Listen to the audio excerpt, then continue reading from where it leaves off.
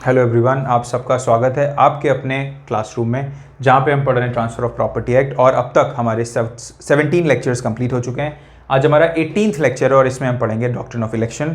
Doctrine of election mains और pre दोनों के पॉइंट ऑफ व्यू से जुडिशियल सर्विसेज में बहुत ही इंपॉर्टेंट टॉपिक माना जाता है और थोड़ा सा टेक्निकल भी है। तो मैं आपको जैसे कि हमेशा हर लेक्चर में समझाता हूँ, बहुत सिंपल लैंग्वेज में समझाने वाला हूँ डॉक्ट्रिन ऑफ इलेक्शन। अगर आप इस लेक्चर को आखिरी तक देखेंगे तो आपको डॉक्ट्रिन ऑफ इलेक्शन पे कुछ और कोई बुक और कोई और मटेरियल रेफर करने की बिल्कुल ज़रूरत नहीं पड़ेगी और आप आराम से किसी भी एग्ज़ाम में अगर ये क्वेश्चन पूछा जाए आप आराम से आंसर कर पाएंगे। उसके अलावा लेक्चर तो हम शुरू करेंगे ही। लेक्चर शुरू करने से पहले मेरी और आपकी बात जो मैं डेली आपसे करता हूँ कि ये जो क्लासरूम है आपका, ये आप तक पहुँच पाया है, आप लकी हैं कि आप कोई कंटेंट एक्सेस करने को मिल रहा है, पढ़ने के लिए इतना अच्छा लेक्चर आपको मिल रहा है। और मुझे जो रिस्पांस है वो बहुत लोगों से बहुत एनकरेजिंग रिस्पांस है। उन लोगों को एक्चुअल में ये लग रहा है कि बहुत सिंपल लैंग्वेज में उनको ये लॉ समझाया जा रहा है।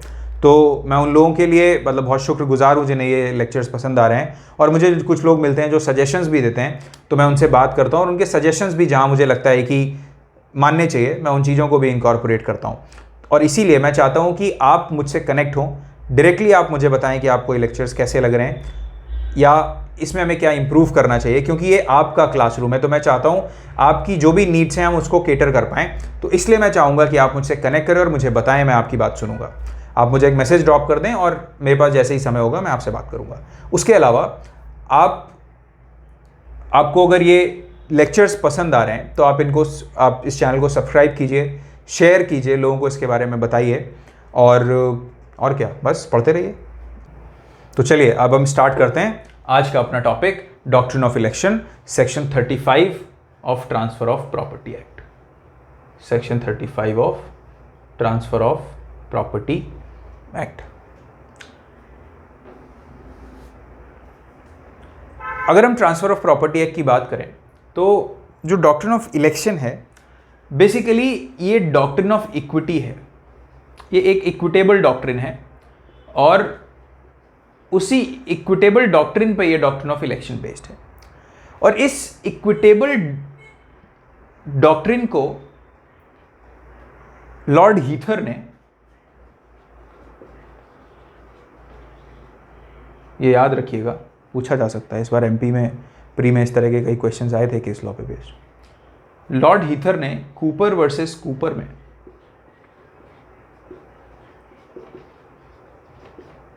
इस डॉक्ट्रिन को प्रोपाउंड किया था, इसको बहुत अच्छे से एक्सप्लेन किया था उन्होंने। और उन्होंने ये बोला था कि अगर कोई इंसान किसी पर्टिकुलर ट्रांजैक्शन से कोई बेनिफिट्स गेन कर रहा है तो जो लायबिलिटीज हैं या जो ऑब्लिगेशंस हैं वो भी उसको एक्सेप्ट करनी होंगी। वो ऐसा नहीं कर सकता कि केवल बेनिफिट्स रख ले और लायबिलिटीज और ऑब्लिगेशन को छोड़ दे। इसीलिए ये बोला गया that one can't approbate and reprobate at the same time. That one can't approbate and reprobate at the same time. Which means Lord Heather ने बोला कि कोई इंसान ऐसा नहीं हो सकता कि वो एक ही चीज़ को अप्रूव भी कर रहा हो और डिसअप्रूव भी कर रहा हो। ऐसा तो नहीं हो सकता। या तो आप किसी चीज़ के लिए मान रहे हो, अपनी कंसेंट दे रहे हो, हाँ बोल रहे हो या ना बोल रहे हो। हाँ या ना एक साथ कैसे बोल सकते हो आप? तो ये उस बेसिक से लॉजिकल प्रिंसिपल को लॉर्ड हीथर ने कूपर वर्सेस कूपर में बहुत ही ब्यूटीफुली एक्सप्लेन किया। एंड ये जो चीज़ है, this became the basis of section 35 of transfer of property act, that is doctrine of election, right? अभी डॉक्ट्रिन ऑफ इलेक्शन, जैसा कि आप इसके नाम से समझ पा रहे होगे, इसका लिटरल मीनिंग क्या है? लिटरल मीनिंग है कि आपको इलेक्ट करना है कि आप क्या रखना चाहते हो, राइट? आप डॉक्ट्रिन ऑफ इलेक्शन का क्या मतलब है? यहां पे बेसिकली एक ये ड्यूटी देता है टू इलेक्ट, ठीक है? अगर आप बेनिफिट्स एक्सेप्ट कर रहे हो तो आप लायबिलिटीज भी एक्सेप्ट कर रहे हो। अगर आप बेनिफिट्स डिनाई कर दे रहे हो तो आप लायबिलिटीज भी डिनाई कर दे रहे हो। तो ये डॉक्ट्रिन ऑफ इलेक्शन किससे रिलेटेड है? जो बेसिकली इलेक्शन मतलब to elect, duty to elect यहाँ पे है किसकी, जो ओनर ऑफ द प्रॉपर्टी है, जिसको प्रॉपर्टी वो बिलोंग करती है। ठीक है, अब ये कैसे होगा वही हम देखने वाले हैं आगे के लेक्चर में। आप सेक्शन 35 को पढ़ने के लिए बेयर एक्ट अपने साथ रख लें। And section 35 says election when necessary, इसकी जो हेडिंग है वो ये बोलती है इलेक्शन व्हेन नेसेसरी, कि इलेक्शन की जरूरत कब पड़ती है। It says where a person professes to transfer property which he has no right to transfer, कोई इंसान जो है वो प्रॉपर्टी ट्रांसफर करना चाह रहा है जो उसके पास जिस प्रॉपर्टी को ट्रांसफर करने का कोई राइट नहीं है, मतलब ना ही वो ओनर है उस प्रॉपर्टी का, ना ही वो ऑथराइज्ड है, एजेंट है उस प्रॉपर्टी को ट्रांसफर करने के लिए, किसी ने अपॉइंट भी नहीं किया है उसको, right.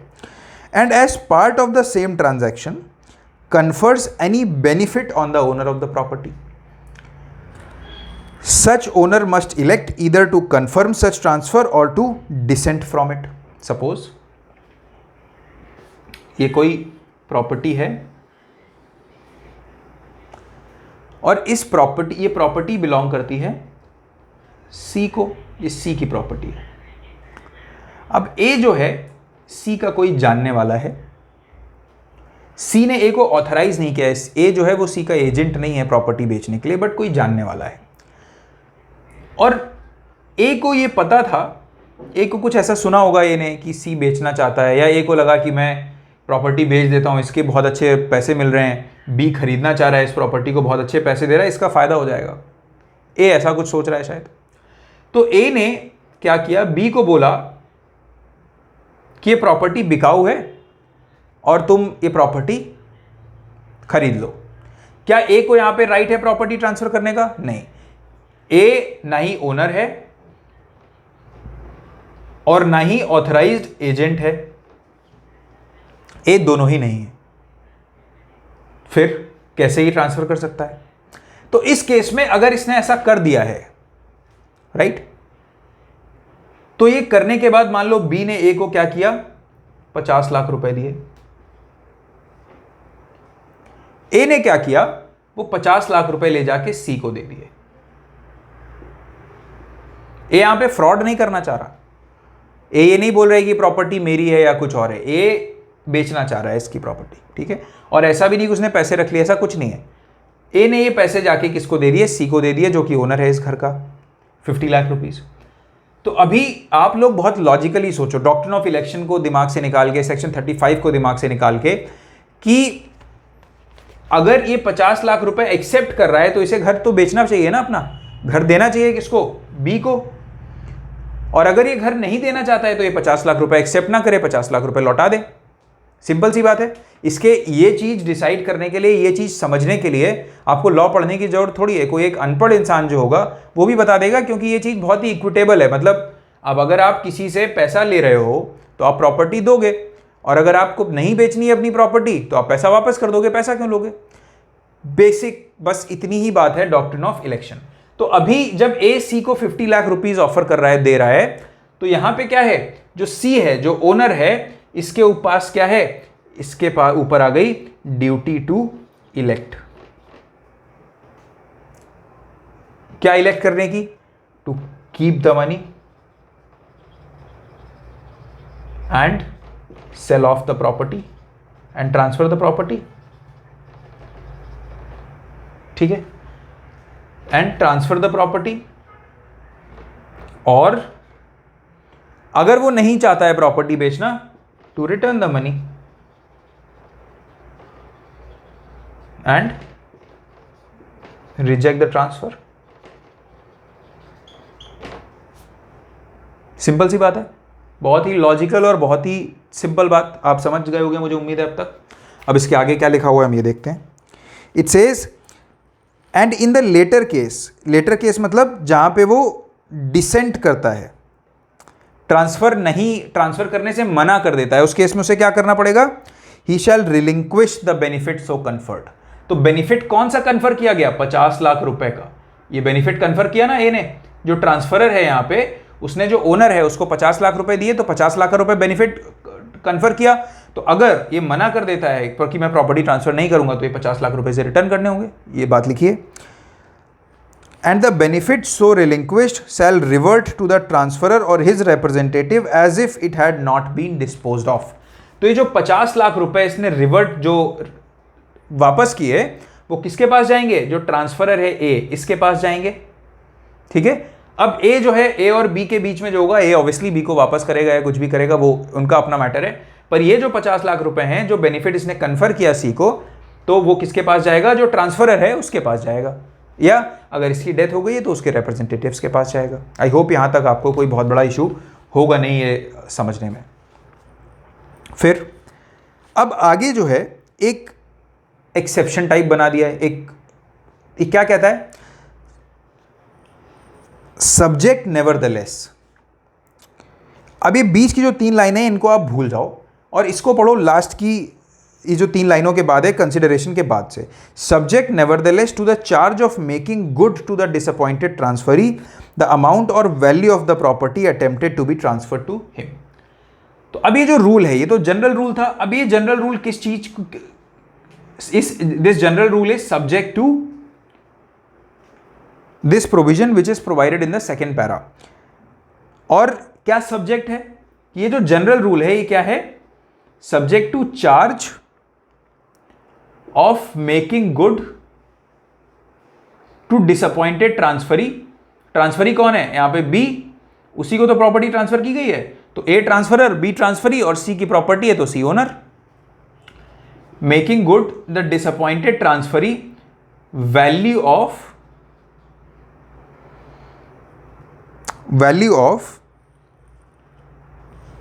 Property attempted to be transfer to him. अब इस केस में अब हम आते हैं बीच की 3 लाइनों पे। अब ये लाइनें क्या कह रही हैं? तो किस केस में ऐसा होगा कि भाई ये इंसान है, ये डिसअपॉइंटेड ट्रांसफरी को वैल्यू ऑफ प्रॉपर्टी लौटाएगा, राइट? वो हम पढ़ते हैं इन बीच की लाइनों में। ये क्या लिखा हुआ है? Where the transfer is gratuitous. अच्छा, मतलब जहां पे ट्रांसफर क्या है? ग्रेटिटुअस है। ग्रेटिटुअस है मतलब यहां पे क्या है? कंसिडरेशन नहीं है। ग्रेटिटुअस है मतलब गिफ्ट है। ट्रांसफर कैसा किया है? गिफ्ट है। गिफ्ट भी तो एक मोड है ट्रांसफर करने का प्रॉपर्टी। तो जहां पे ट्रांसफर ग्रेटिटुअस है वहां पे एंड ग्रेटिटुअस ट्रांसफर है, और जो ट्रांसफरर है वो क्या हुआ है? उसकी डेथ हो गई है। ट्रांसफरर डाइज बिफोर इलेक्शन, मतलब जब ये सी जो है इलेक्शन कर पाता उससे पहले ही क्या हुआ? जो ट्रांसफरर था उसकी डेथ हो गई। किस केस में? जब ग्रेटिटुअस ट्रांसफर है, मतलब एक गिफ्ट है प्रॉपर्टी का, और जो ओनर था वो इलेक्शन कर पाता उससे पहले ही ट्रांसफरर की डेथ हो गई, तो इस केस में ये रूल लगेगा, ये वाला। एंड देन अगला, और उसके अलावा क्या है? और otherwise became incapable of making transfer. तो वो he did not die but he became incapable of making a transfer, मतलब हो सकता है वो ल्यूनैटिक हो गया हो, ठीक है, अनसाउंड हो गया हो, अनसाउंड माइंड का पर्सन बन गया हो, ठीक है। तो इन 2 कंडीशंस में ये जहां पे ग्रेटिटुअस ट्रांसफर हो। एंड देन अगली कंडीशन में अगला क्या सिचुएशन है जहां पे ये वाला रूल लगेगा? And in all cases where the transfer is for consideration. और हर उस केस में जहां पे ट्रांसफर फॉर कंसिडरेशन है, मतलब जो ट्रांसफर किया गया है प्रॉपर्टी को वो पैसे लेके ट्रांसफर किया गया है। तो इन सब केसेस में क्या होगा? जहां ग्रेटिटुअस ट्रांसफर है और इलेक्शन से पहले ही बंदा मर गया है जो ट्रांसफरर है, या ल्यूनैटिक या अनसाउंड माइंड हो गया है, या फिर अगर कोई ट्रांसफर फॉर कंसिडरेशन है, तो यहां पे मरना जरूरी नहीं है पर यहां पे मरना जरूरी है। तो अगर ट्रांसफर फॉर कंसिडरेशन है तो उस केस में क्या हो? इन सारी सिचुएशन में क्या होगा कि ये जो वैल्यू ऑफ कंसिडरेशन है, मतलब वैल्यू ऑफ प्रॉपर्टी जो है वो किसको प्रोवाइड कराई जाएगी? वो बी को प्रोवाइड कराई जाएगी जो कि ट्रांसफर ही होगा। तो अब हम इसका जो इलस्ट्रेशन है वो देखते हैं, आपको समझ आएगा। और ये जो इलस्ट्रेशन है, इस इलस्ट्रेशन में ऑलमोस्ट हर इंसान कंफ्यूज होता है। ठीक है, तो इस इलस्ट्रेशन को हम समझते हैं।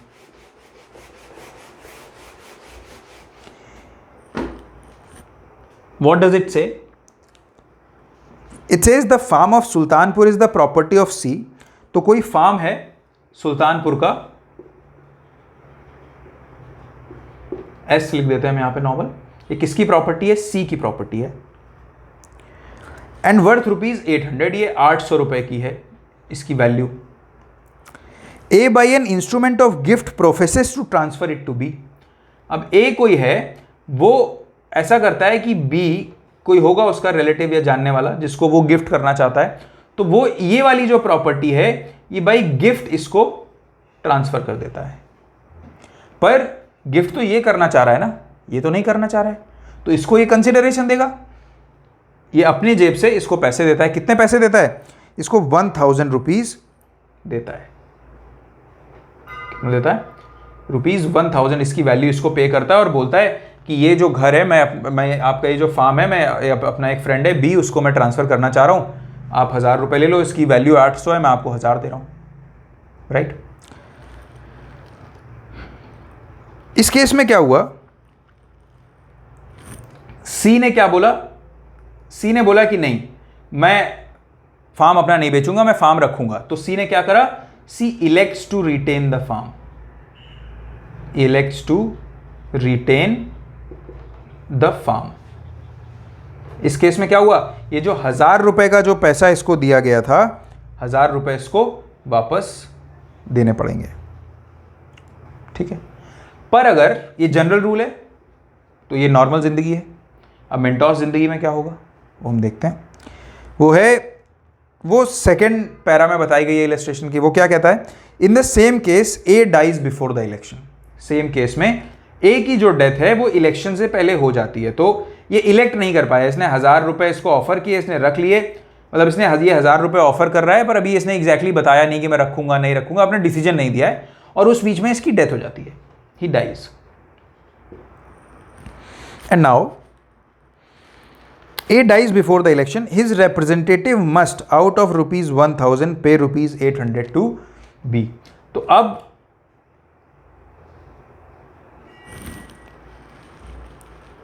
इसके जो रिप्रेजेंटेटिव्स हैं, इसके A के, तो मान लो A का रिप्रेजेंटेटिव AS है,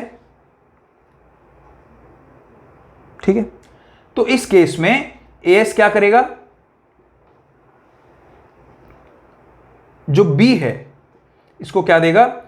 800 रुपए देगा। क्यों? क्योंकि क्या लिखा हुआ है? वैल्यू ऑफ द प्रॉपर्टी दी जाएगी। तो वैल्यू ऑफ द प्रॉपर्टी क्या थी? 800 रुपए थी। इसने इसको 1000 रुपए दिए थे, बट ये गिफ्ट करना चाह रहा था इसको ये प्रॉपर्टी, और इसकी डेथ हो गई, ठीक है। एंड इस केस में क्या हुआ? तो जब वैल्यू कितनी थी? 800 रुपए। तो इस केस में इसकी डेथ हो गई, इसके इलेक्शन, जो ओनर है उसके इलेक्शन करने से पहले। तो अभी जो B है, his representative must out of ₹1000 पे ₹800 टू B। तो वो B को कितने रुपए देंगे? 800 रुपए देंगे, 1000 नहीं देंगे। क्यों? क्योंकि यहां पे क्लियरली लिखा हुआ है, in the to the charge of making good to the disappointed transferee the amount or value of the property attempted to be transfer to him. तो जो वैल्यू ऑफ द प्रॉपर्टी थी वो इसको दी जाएगी, 1000 रुपए नहीं दिए जाएंगे। आई होप आपको ये इलस्ट्रेशन जो है क्लियर हुआ होगा कि क्यों यहां पे 800 लिखा है और क्यों 1000 नहीं लिखा हुआ है। अब उसके बाद जो राइट, तो ये इलस्ट्रेशन आपको, मुझे उम्मीद है, समझ आया। बट इसमें एक चीज़ जो मैं और ऐड कर देता हूँ, शायद आप में से कुछ लोग कंफ्यूज हो, वो दूर करने के लिए, कि मान लीजिए ये सिचुएशन कब के लिए है कि A जो है ये गिफ्ट करना चाह रहा था इसको B को प्रॉपर्टी, राइट। एक इसको B को प्रॉपर्टी गिफ्ट करना चाह रहा था और उसके लिए 1000 रुपए इसने इसको दिए थे, पर इसकी डेथ हो गई, इस इंसान की जो ट्रांसफरर है, जो A है, इसकी डेथ हो गई। और सपोज इसने क्या किया, जो ओनर है, जो C है यहाँ पे, उसने मना कर दिया फार्म को आपको देने से, ठीक है। तो वो 1000 रुपए क्या करेगा? इसकी डेथ हो जाएगी, तो 1000 रुपए किसको लौटाएगा? ये अब A के सन को AS को लौटाएगा। कितने? पूरे 1000 रुपए। हमने क्या पढ़ा है कि जब भी ऐसा कुछ होगा तो ये जो पैसा है C जो है किसको लौटाएगा? A को लौटाएगा 1000 रुपए। अब जब A को मतलब ए के बेटे को लौटाएगा और ए का बेटा क्या करेगा, बी को उसमें से जो प्रॉपर्टी की वैल्यू है 800 रुपए वो उसको दे देगा। तो ये इस तरीके से इट विल टेक प्लेस। और इसके पीछे का पर्पस क्या है कि अब जब ए जब जिंदा था तो वो इसको गिफ्ट देना चाह रहा था बी को, पर उसकी डेथ हो गई या फिर वो ल्यूनेटिक हो गया। अब वो गिफ्ट तो दे नहीं सकता, चाह के भी प्रॉपर्टी ट्रांसफर नहीं कर सकता। तो अगर वो जिंदा होता तो वो ऐसा करता। तो अब अगर वो मर गया है या फिर वो जिंदा, अब ही is not capable of transferring the property, in that case जो उसके लीगल रिप्रेजेंटेटिव्स हैं उसको ये ऑब्लिगेशन पूरी करनी होगी। क्यों? क्योंकि 1000 रुपए वो दे के गया, इसको अपनी जेब से नहीं देना है, ये ऑलरेडी पे करके गया और वो पैसा इनको मिलेगा अगर if he elects to retain the farm. तो वो जो पैसा है वो क्या करेंगे, उसकी केवल वैल्यू जो है 1000 में से 800 अगर वैल्यू है तो 800 रुपए वो उसको दे देंगे जो इंटेंडेड ट्रांसफरी था, इंटेंडेड डोनी था, जिसको वो गिफ्ट किया जाना था। आई होप आपको अब ये जो इलस्ट्रेशन है कंप्लीटली समझ आ गया होगा। अब हम इस चलते हैं इस सेक्शन के आगे वाले पार्ट पे।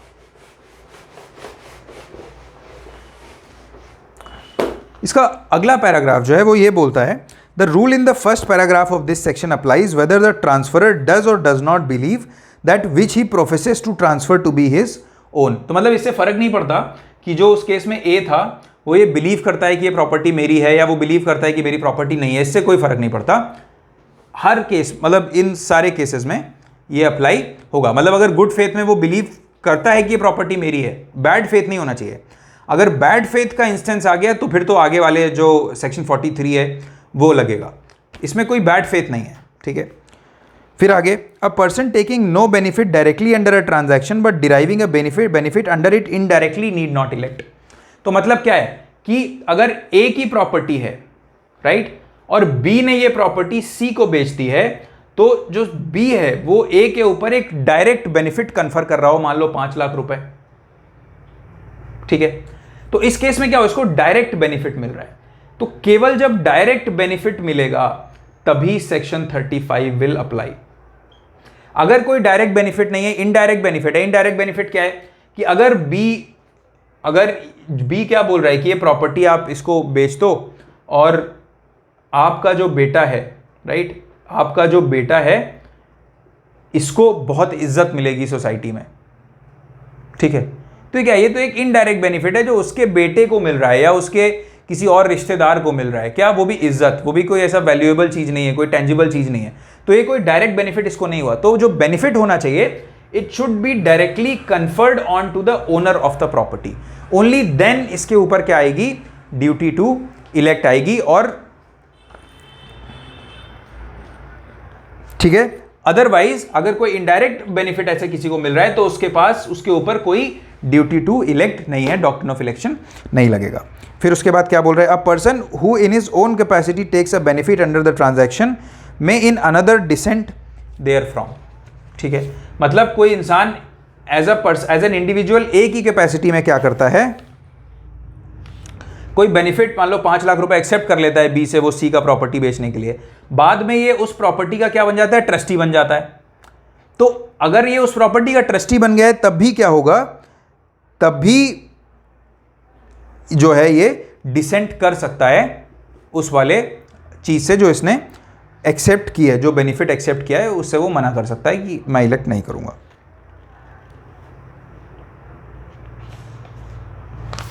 ठीक है, फिर उसके बाद exception to the last preceding 4 rules. अब ये जो पहले के जो 4 रूल्स हैं इसका एक्सेप्शन क्या है।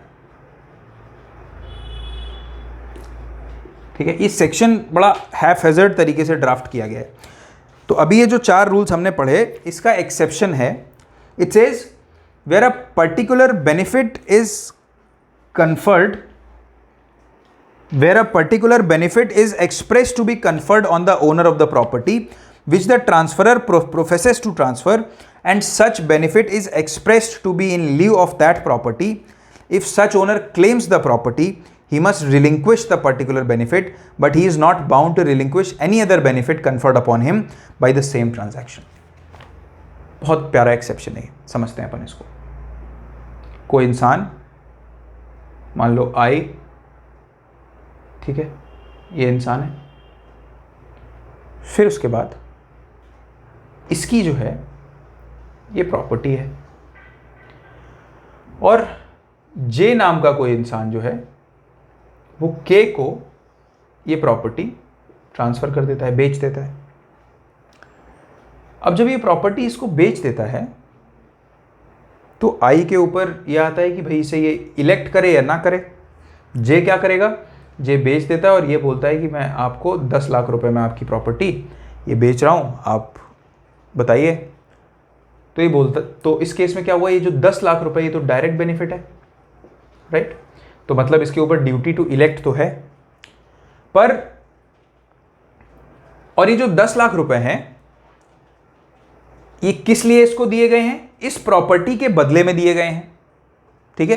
तो इस प्रॉपर्टी के बदले में इसे क्या दिया गया है, 10 लाख रुपए दिए गए। तो अगर ये 10 लाख रुपए रखता है तो इसे ये प्रॉपर्टी देनी पड़ेगी, और अगर ये प्रॉपर्टी नहीं देना चाहता है तो इसे 10 लाख रुपए इसको वापस करने पड़ेंगे। पर अब क्या हुआ, जे जो है के को प्रॉमिस कर चुका था और जे के कुछ पर्सनल इंटरेस्ट थे, तो वो क्या चाहता था, वो चाहता था कि हर हाल में आई को मुझे मनाना है और ये प्रॉपर्टी मुझे इससे के को दिलवानी है, ठीक है। तो ये प्रॉपर्टी देने से पहले ही जे क्या कर रहा था, आई को आई के बर्थडे पे गिफ्ट्स दे रहा था, ठीक है, इसको पार्टीज दे रहा था, कोई भी छोटा सा भी मौका हो, ठीक है। उसने एक मैच में एक छक्का मार दिया, फिर अगली बॉल पे बोल्ड हो गया, सर आपने आज छक्का मारा, चलो आपको पार्टी देते हैं। तो इस तरीके से जे ने आई की खूब सेवा करी, खूब आई को खुश करने के लिए गिफ्ट्स दिए, है ना, पार्टीज दी, और भी बाकी जो बेनिफिट्स थे वो सारे इसको कन्फर किए। तो अब इस केस में क्या हुआ, क्या ये सारे बेनिफिट्स डायरेक्टली इस प्रॉपर्टी के बदले में थे, नहीं, इस प्रॉपर्टी के बदले में क्या ऑफर करा गया, 10 लाख रुपए। अब अगर जो आई है, आई ये बोलता है कि नहीं मैं ये प्रॉपर्टी नहीं बेच सकता, तो इसे क्या देना पड़ेगा, केवल 10 लाख रुपए वापस करने पड़ेंगे इसको, इसके रिप्रेजेंटेटिव्स को। ये जो गिफ्ट्स और जो पार्टीज का जो एक्सपेंसेस था, he is not liable to refund those things, refund for those things, right. या फिर अगर कोई ऑर्नामेंट दे दिया छोटा मोटा कुछ भी, तो वो इस प्रॉपर्टी के बदले में नहीं था। ऐसा तो नहीं बोला था इसने कि मैं इस प्रॉपर्टी के बदले में आपको दे रहा हूं या उसका कंसिडरेशन है, नहीं बोला था, ऐसा कुछ नहीं था। तो इस केस में जो आई होगा, जो ओनर होगा, वो ये सारी चीजें इसको वापस करने के लिए, जो ट्रांसफरर है उसको वापस करने के लिए बाध्य नहीं होगा, केवल वो वापस करने के लिए he is under an obligation which is a direct benefit conferred in lieu of the property, and what is conferred here in lieu of the property is the amount of 10 lakhs and nothing else. तो यहां पे केवल ये जो 10 लाख रुपए है ये वो ट्रांसफर इसको करेगा, ये इसको वापस करेगा बस। तो आई होप आपको ये एक्सेप्शन बहुत ही प्रॉपरली समझ आया होगा। अभी अपन आगे बढ़ते हैं इस सेक्शन के साथ।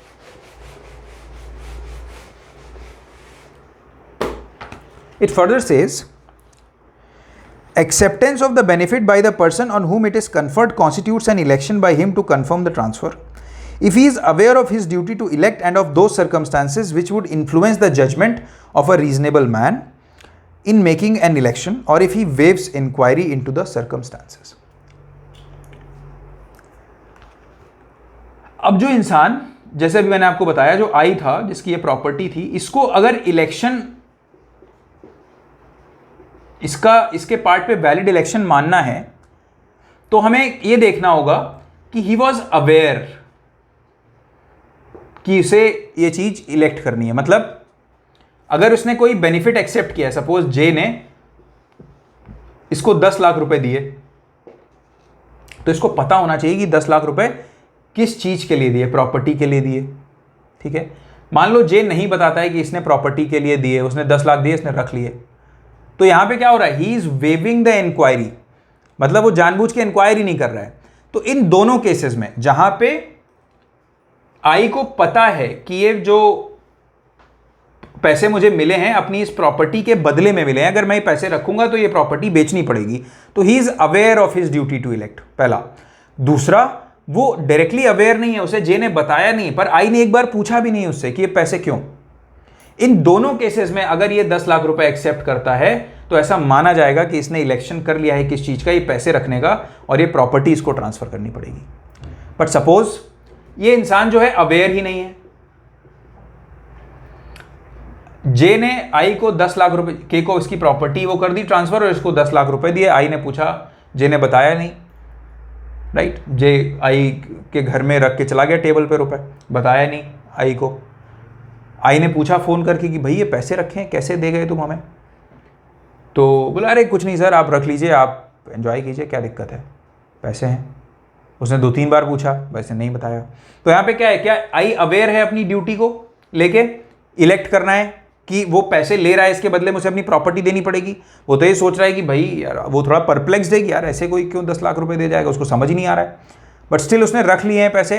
तो जस्ट बिकॉज उसने वो चीज़ एक्सेप्ट कर ली है, क्या आप उसे बाउंड कर सकते हो इस चीज़ से कि नहीं अब आप तो आपने इलेक्शन कर लिया, अब आपको ये घर ट्रांसफ़र करना पड़ेगा? नहीं कर सकते हो। तो इसीलिए ये पैरा बोलता है कि उस इंसान को अवेयर होना चाहिए कि उसकी जो ड्यूटी है वो इलेक्शन करने की है, ठीक है। उसके बाद हम आगे बढ़ते हैं। Such knowledge or waiver shall in the absence of evidence to the contrary be presumed. तो ये प्रिजम्पशन ऑफ लॉ है, शैल प्रिज्यूम है तो प्रिजम्पशन ऑफ लॉ है। Such knowledge or waiver shall, in the absence of evidence to the contrary, be presumed if the person on whom the benefit has been expressed, has been conferred, has enjoyed it for 2 years. इस 2 years को आप बहुत properly mark कर लेना, ये exam में बहुत पूछा जाता है। For 2 years without doing any act to express dissent. ठीक है, इस इंसान को, आई को पता था कि ये पैसे जो हैं मुझे इस प्रॉपर्टी को देने के बदले में दिए गए हैं, ठीक है, और ये 10 लाख रुपए उसने एक्सेप्ट कर लिए। और 2 साल के लिए इसने ना हाँ बोला ना बोला, ये नहीं बोला कि मैं प्रॉपर्टी दूंगा, ना बोला ना नहीं दूंगा, पैसे रखे हुए हैं इसके पास, कब तक के लिए? 2 इयर्स के लिए। तो ऐसा मान लिया जाएगा, अगर कुछ और ऐसा प्रूव करने के लिए नहीं है, मान लो ऐसा कुछ प्रूव करने को कॉन्ट्ररी नहीं है जिससे ये पता चले कि नहीं इसने माना नहीं था, ठीक है, तो क्या मान लिया जाएगा कि इसने इलेक्शन कर लिया, एक्सेप्ट कर लिया है वो पैसा, ठीक है, वो बेनिफिट, और उसको ये प्रॉपर्टी ट्रांसफर करनी पड़ेगी। पर क्या लिखा हुआ है, shall be presumed unless a contrary, unless something contrary is there to prove otherwise. मतलब मान लो ये जो इंसान है, जब जे ने इसको पैसा दिया तो ये बार बार मना करता था, पर ये डेली रख आता था उसके घर में, 2 साल यही खेल चलता रहा, ठीक है। तो इस केस में तो क्लियरली दिख रहा है ना कि वो इंसान के घर में भले ही 10 लाख रुपए रखे थे, बट वो एक्सेप्ट कभी नहीं करना चाहता था उस चीज़ को। तो उस केस में ये नहीं प्रिज्यूम किया जाएगा कि इसने एक्सेप्ट कर लिया है। अब हम आगे बढ़ते हैं, आगे क्या बोल रहा है। Such knowledge or waiver may be inferred from any act of his which renders it impossible to place the person interested in the property professed to be transferred in the same condition, impossible to place the person interested in the property professed to be transferred in the same condition as if such act had not been done। Simple सी बात है। इसका जो illustration लिखा हुआ है आप इसको पहले पढ़ो और इस प्रोविजन को बाद में पढ़ो, आपको 1 मिनट नहीं लगेगा समझने में इस प्रोविजन को। इलस्ट्रेशन क्या बोल रहा है कि ए जो है वो बी को एक एस्टेट ट्रांसफर कर देता है, to which C is entitled. जो एस्टेट किसकी है? सी की एस्टेट है, ठीक है। And as part of the same transaction gives C a coal mine। C को क्या करता है? एक कोल माइन दे देता है कि भाई ये एस्टेट मैं जो है आपकी B को दे रहा हूं और आपको मैं एक कोल माइन दे रहा हूं, आप बढ़िया आराम से माइनिंग कीजिए। C takes possession of the mine, C coal mine ले लेता है और उसको एग्जॉस्ट कर देता है, मतलब इस कोल माइन से पूरी माइनिंग करके माइन को एग्जॉस्ट कर देता है, खत्म कर देता है, जो भी इसमें जितना भी कोल होता है सारा निकाल लेता है। He has thereby confirmed the transfer of the estate to B. अब ऐसा करने से इसने क्या किया है? सी ने बेसिकली कंफर्म कर दिया है ट्रांसफर ऑफ एस्टेट, मतलब एक्सेप्ट कर लिया है, ऐसा माना जाएगा। क्यों? क्योंकि ये तो रूल ऑफ इक्विटी है ना, मतलब ऐसा तो नहीं कर सकता कि सी ने उसकी माइन भी पूरी एग्जॉस्ट कर ली, सारा बेनिफिट भी ले लिया और बाद में ये बोल दे कि मैं एस्टेट नहीं दूंगा, ऐसा नहीं कर सकता, राइट? क्यों? क्योंकि अब वो उसको जो बी है उसको, मतलब जो ए है उसको वो इसके प्रीवियस पोसेशन में नहीं डाल सकता। कोल माइन ऐसा नहीं है कि दोबारा से अच्छी करके दे दे, नहीं कर सकता, इसने एग्जॉस्ट कर ली कोल माइन। तो अगर इसने ऐसा कुछ कर दिया है जिससे कि ये इम्पॉसिबल है to place the transferor in previous position, तो उस केस में क्या होगा? उस केस में ऐसा माना जाएगा कि इसने एक्सेप्ट कर ली है कंडीशन और ट्रांसफर को कंफर्म कर दिया है। तो आई होप आपको ये वाला जो पैरा है ये समझ आया होगा। इसके बाद यहां पे एक ऑब्लिगेशन डाली गई ट्रांसफरर के ऊपर और ओनर के ऊपर भी, जो कि ये कहती है कि अगर जो ओनर है, मान लीजिए सी ओनर है प्रॉपर्टी का, एंड ए ने कोई इसकी प्रॉपर्टी बी को बेच दी है, ट्रांसफर कर दी है, और इसने जो है कोई बेनिफिट वगैरह जो है वो एक्सेप्ट कर लिया है, पर एक साल के अंदर वो बेनिफिट एक्सेप्ट वगैरह करने के बाद एक साल के अंदर इसने ये बताया नहीं है कि ये एक्सेप्ट करना चाहता है या नहीं करना चाहता है, ट्रांसफ़र को कंफर्म करना चाहता है ट्रांसफ़र को या नहीं करना चाहता है। तो इस केस में जो ट्रांसफरर है ए या इसके जो रिप्रेजेंटेटिव्स हैं वो क्या कर सकते हैं, वो इस कुछ समय इनको दे सकते हैं कि भाई आप विदिन 1 मंथ, एक साल के बाद विदिन 1 मंथ आप हमें बताओ कि आप इस प्रॉपर्टी को रखना चाहते हो नहीं रखना चाहते हो, ट्रांसफर आप कंफर्म कर रहे हो या फिर आप रिजेक्ट कर रहे हो, आप इलेक्शन करो, ठीक है। एंड अगर ये 1 मंथ के अंदर बताता नहीं है, कुछ भी आंसर नहीं करता है, जो भी रिक्वायरमेंट है उससे कंप्लाई नहीं करता है, तो ऐसा माना जाएगा कि इसने एक्सेप्टेंस कर ली है और ट्रांसफर जो है उसको कंफर्म कर दिया है, राइट। तो ये सारे जो केसेस हैं ये प्रिजम्पशन ऑफ ट्रांसफर के हैं, कंफर्मेशन के, कि इस इंसान ने कंफर्म कर दिया। इस केस में भी, इससे पहले जो मैंने माइन वाला एग्जांपल दिया उसमें, उस केस में भी ऐसा मान लिया जाएगा अगर उसने वो एग्जॉस्ट कर ली कि उसने कंफर्मेशन कर दिया ट्रांसफर का। उससे पहले वाला जो पैरा था वो भी यही बोल रहा था कि अगर 2 साल के लिए वो उस बेनिफिट को एंजॉय करता है तो उस केस में भी क्या होगा, उस केस में भी ऐसा माना जाएगा कि इसने जो ट्रांसफर है उसको कंफर्म कर दिया है। अब आपको ये लग रहा होगा कि यहाँ पे 1 ईयर लिखा हुआ है, वहाँ पे 2 साल लिखा हुआ है, 2 इयर्स लिखा हुआ है, तो इनके बीच में कॉन्ट्राडिक्शन कैसा? जब ये 1 ईयर के बाद ही ऐसा कर सकता है तो 2 साल में, तो फिर 2 साल की नौबत कैसे आ गई कि वो इंसान 2 साल तक वो बेनिफिट एंजॉय कर रहा है?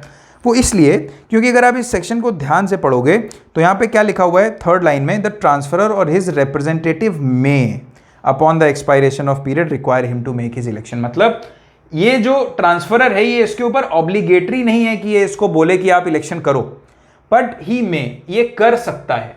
अगर ये ऐसा करता है विद इन 1 ईयर तो फिर ये वाला जो पैरा है, ये वाला जो प्रोविजन है ये अप्लाई होगा कि उसके 1 साल के बाद अगर इसने कुछ टाइम दिया और ये बोला कि आप इलेक्शन कीजिए तो फिर कंफर्मेशन आ जाएगी ट्रांसफर की अभी। पर अगर मान लीजिए ये नहीं करता है, क्यों? क्योंकि ऑब्लिगेशन तो है नहीं इस सेक्शन के अंडर इस जो ट्रांसफर है उसको ऐसा करने की कि जो ओनर है उसको बोले कि नहीं है भैया आप इलेक्शन करो। तब अगर ऐसा नहीं हुआ और 2 साल तक जो सी है वो इस चीज को क्या बोलते हैं, जो बेनिफिट है उसको वो एंजॉय करता रहता है, इन दैट केस 2 इयर्स वाला प्रिंसिपल लगेगा। एंड देन ये माना जाएगा, अगर कुछ और कॉन्ट्ररी नहीं है दिखाने के लिए कि वो कंफर्म नहीं करना चाहता था, तो ये माना जाएगा that he has confirmed the transfer, right. And the last para of this section says, in case of disability, the election shall be postponed until the disability ceases or until the election is made by some competent authority. मान लीजिए कि जो C है अभी क्या है, वो unsound mind है, तो जब तक ये अनसाउंड है तब तक इसको इलेक्ट करने की ऑब्लिगेशन नहीं है, ठीक है। ये इलेक्ट कब करेगा? जब ये साउंड हो जाएगा, जब उसकी ये डिसेबिलिटी सीज हो जाएगी, तब ये इलेक्ट कर सकता है। या फिर इसके बिहाफ पे कोई कॉम्पिटेंट अथॉरिटी, जो कि हो सकता है कोर्ट और समबडी अपॉइंटेड बाय कोर्ट, जो कि क्या होता है गार्डियन, ठीक है। अगर या तो वो इलेक्शन कर सकता है इसके बिहाफ पे, राइट। तो कोई इंसान if he is undergoing a disability he need not elect until the disability ceases. तो this is all about section 35 and इसी के लिए बोला जाता है कि one can not blow hot and cold at the same time. जैसे कि ये बोला गया, one cannot approbate and reprobate at once, right. I hope आपको ये सेक्शन काफ़ी ईजी लगा होगा, अच्छे से समझ आया होगा डिटेल में। और अगर आपको अच्छा लगा है तो आप मुझे कमेंट सेक्शन में ज़रूर बताइए कि आपको ये अच्छा लगा। और आज के जो 2 क्वेश्चंस हैं, मैं कल के लेक्चर में आपको क्वेश्चंस देना भूल गया था, तो आज के मैं आपको 2 क्वेश्चंस दे रहा हूं, इनका आंसर भी आप मुझे व्हाट्सएप करके बताइएगा।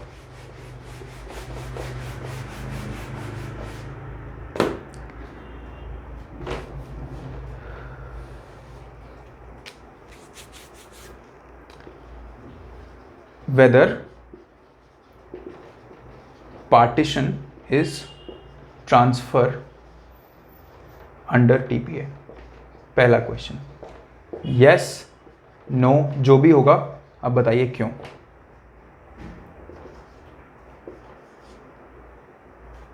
एंड सेकेंड,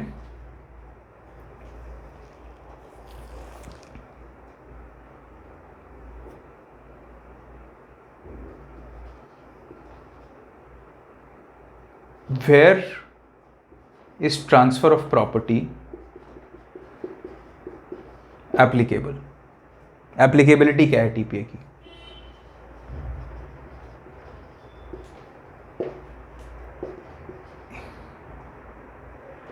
ठीक है, आप केवल इन 2 क्वेश्चंस के आंसर दीजिए, थोड़े से हल्के से थियोरेटिकल्स हैं। आई होप आप रीजनिंग के साथ आंसर देंगे, सेक्शंस प्रोविजंस के साथ आंसर देंगे। तो आपको मेरे लेक्चर अच्छा लगा, आप इसको लाइक कीजिए, शेयर कीजिए, सब्सक्राइब कीजिए और अपने क्लासरूम को सारे जो लॉ स्टूडेंट्स हैं उन तक पहुंचाइए। और अपना ध्यान रखिए। Good night, take care.